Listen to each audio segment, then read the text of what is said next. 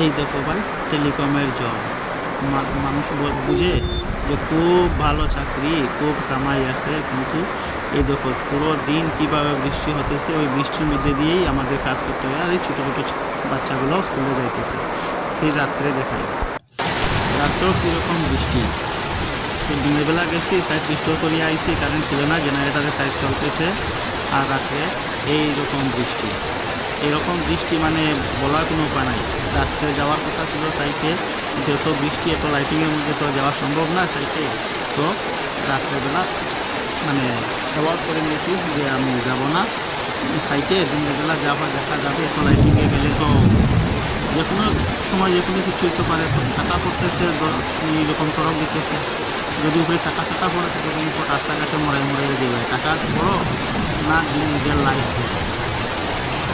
এই যে দিনে এসে গেছি সাইটে, আর দিনের এই অবস্থা। পুরো দিন পুরো রাত্র বৃষ্টি হয়েছে, সাইট পুরো জলে ডুবে গেছে। এই জলের মধ্যে গিয়ে তো কাজ করা তো আর সম্ভব না, ইম্পসিবল। কোনো অবস্থাতেই এইখানে পাওয়ার ফ্যাক্টরে কাজ করা সম্ভব না। কারেন্ট তো আর মা বাবা নেই, কারেন্ট তো গেছে, কিন্তু তুমি ডিজি চালাবা, ডিজি চালাইলেও তো তোমার কারেন্টের প্রয়োজন। ডিজি থেকে আউটপুট কারেন্ট বাইরিব। আর ওই যে জেনারেটার অবস্থা, এএমএফ প্যানেল, ওই যে ছোটোটা এমএফ প্যানেল, বড়োটা হইল কি জেনারেটার, ছোটোটা এমএফ প্যানেল, আমার শেল্টার, কারেন্ট নাই, সব ডুবে আছে, জলে একাকার।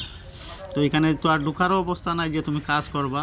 এর জন্য আর সাইটটা ক্লোজ, যতদিন পর্যন্ত না ফ্লাড যাবে ততদিন পর্যন্ত সাইট রিস্টোর হবে না। Thank you for watching this video.